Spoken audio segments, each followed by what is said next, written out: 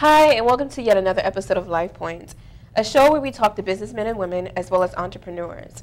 I'm Melanie Joy, and today's co-host is Amy Ansong. How are you, Amy? Good, how are you? Good, nice to have you here. Thank you. Today's special guest is Mr. Alvin Jones.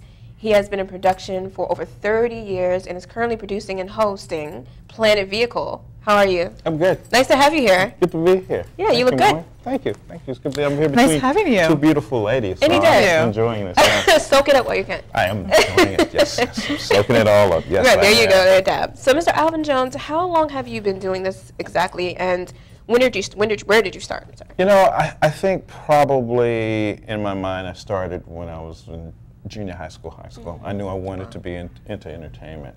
Growing up, and I was born in like late 50s, 59. So as a 6, 7, 8 years old, during that time, the positive role models that you saw on TV were entertainers, athletes, actors. And so I knew I wanted to get into that part. Plus, during that time, the radio DJs were like, they were the lifeblood of what went on as far as the community. So that's how you find out what's going on, what music style. They'll be the ones who tell you, okay, today is green, wear green on your way to school or at work, you know, the words. And so you would hear your gospel, you would hear your slow music, you'd hear everything all on those DJs. And they were the ones who kind of let you know what was going on in the community. And you wanted to be that person. Right? Yeah. And you know, I wanted to get into the entertainment industry. And at the time, I didn't think that I could be on camera because I didn't see many people like me on camera, and I wasn't the best looking guy, and it wasn't like I was a hot throb in junior high school, high school. You know, I grew up into it, I guess, eventually. But as they say, I grew out of ugly. But I wanted to be a camera person or to be a stage hand or director, producer, lighting. I don't care. I remember saying to myself, if I could work at a radio, radio station, a TV station, if I could sweep the floors, if I could answer the phones, whatever, get the mail, if I could just get a chance to get in.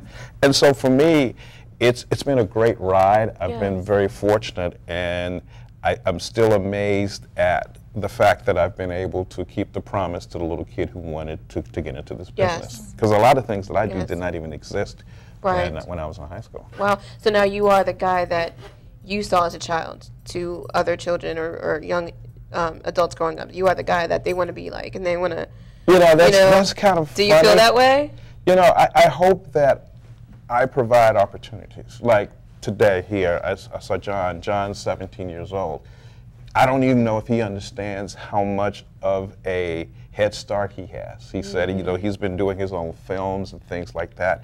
And when I see folks who are younger who are going for it, I'm like, man, if they had this type of technology when I was growing up. So for me, high school was my first broadcasting. I did the morning announcements. And I thought I was so cool because I figured out a way, because you normally used to be ding dong, ding ding, please stand for the Pledge of Allegiance. Well, I figured out in looking at the equipment, they had a turntable. I don't know if you guys know what a turntable is, but it was a turntable. And so I brought in records, and so instead of the ding dong, I would play like Earth, Wind, and Fire, Shining Stars, and people would go, wow. And that's how we would get people going. And then I realized how to play the radio in the lunchrooms. Wow. So the first month, everybody's like, wow, we've got music in the lunchroom. The second month was, I don't like that radio station. But it was, that was where I had a chance to innovate. I remember taking my guitar amp and cutting the wire and splicing it. Back in the day, you had the little transistor radios, and you watched, you listen to the baseball, football game. So I took the little pink, transistor radio cord that was for your little earphone, put them together, and I would plug into the side of my little portable TV. And because TV frequencies was FM, you'd get this great sound. So when you hear this whole surround sound, that was me, doing it back then. So all of those opportunities now, and I see everything that's going on, and I'm like, wow, this is just amazing how it's grown. Has it evolved completely? I just love it. And they have some extraordinary tools for people coming up now, to make things easier. And difficult it's like the whole thing of Facebook and Twitter that you can get information out. I'm working with this organization. They're doing a, it's a reality show. So they're shooting a pilot, and it's on the America's Top Promoters, a boxing promoter. Okay. And so last week we were in Albany. ESPN was doing Friday Night Lights, and there were the two fighters, Kareem Mayfield and Tito Sorrento. And so during the weigh-in, they were up against each other like this. You know how boxers are like this. And Mayfield is trying to get into Tito's head, and he's saying something, and I think he accidentally spit on him, and they pushed him. And so we took that video and we sent it out, and next thing you know, it's out to the universe. And that it went viral. We call that go viral. We're going viral. That's insane. And so the ability to do something like that instantaneously is just amazing. Yes.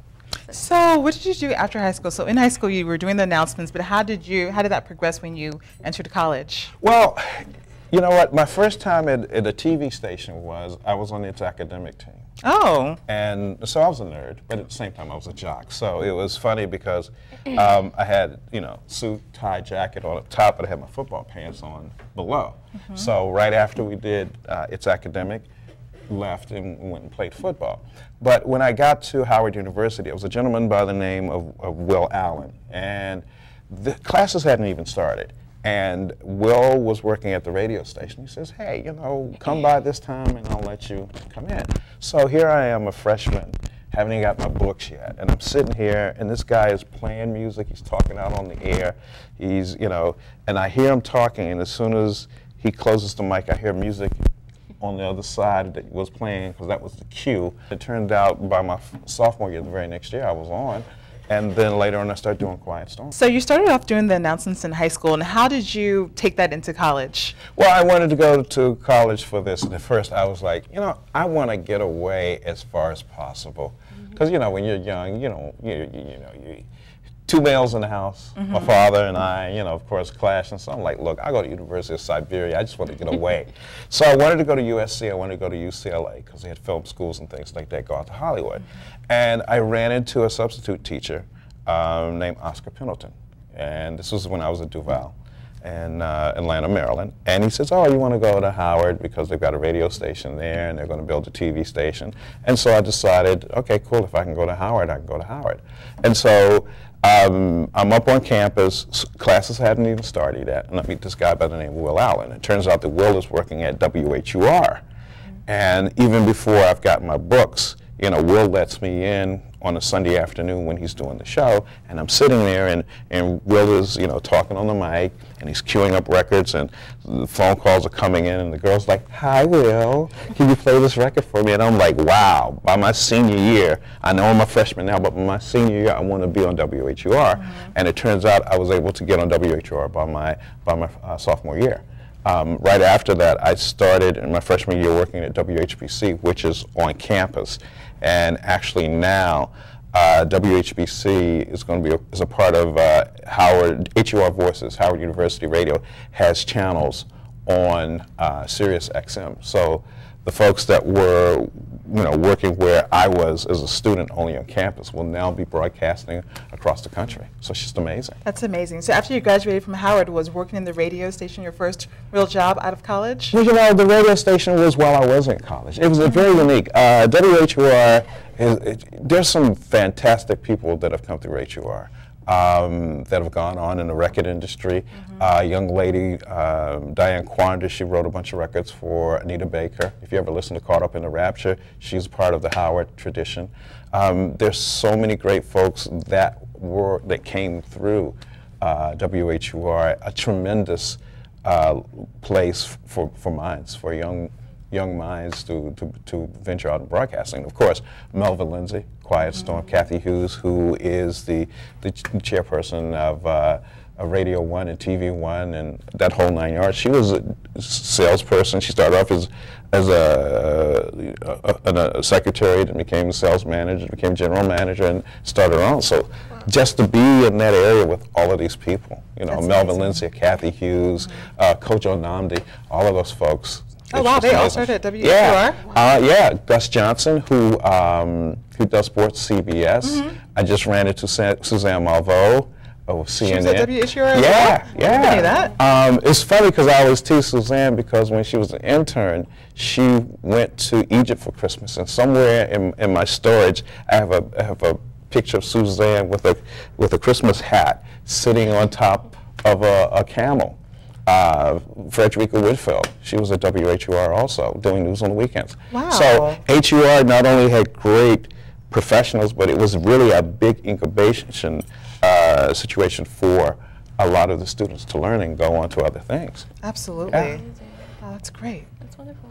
Good. So do you find being around people like this has propelled you in what you've done, being around this energy and being Yes. watching them? And You know, what's amazing is that when you meet people who are doing these things and they put their arms around you, they say, here's what you do, here's what you don't do, they accept you. I remember one time, you know, I started doing Quiet Storm, and then I was at, you know, BET, and it was funny because when I was at BET, I would come home listening to talk radio because I'd seen enough music.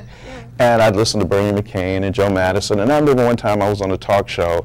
I was a guest on Bernie McCain's show. And we go to commercial break, and I go, Bernie, you know, I always wanted to do talk radio, but it's just so, I listen to you and Joe, and, you know, you guys are so far ahead. And Bernie said to me, you have to start somewhere. And I'm like, wow, Uncle Bernie McCain, who's known for doing talk for such a long time, said it was okay for me to do talk. And to me, I was like, okay, I'm going to do a talk show. So being around folks, you know, I was around Melvin Lindsay, consummate gentleman, Mr. Quiet Storm himself. I learned so much from him.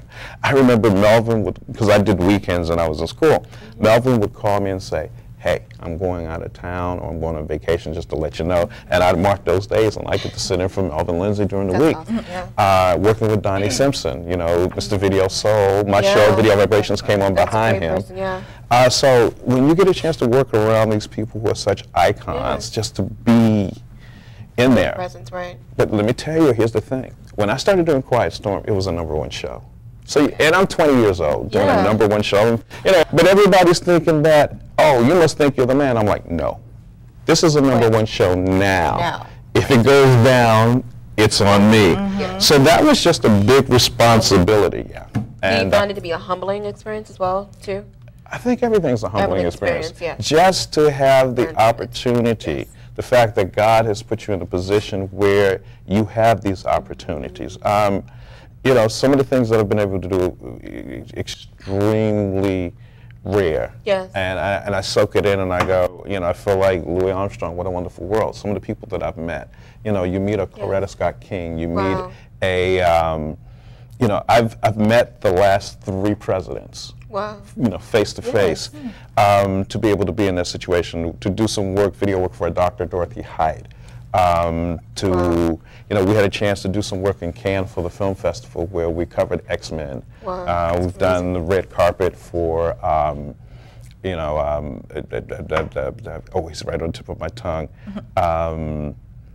Whitney Houston was on it, Clive Davis, you know, So those kind of things, the opportunities, and I say to people who want to get into this industry, there's a lot to have to offer, but you got to come with your A game. You do. You know, and that's what you have to do. show people your A game.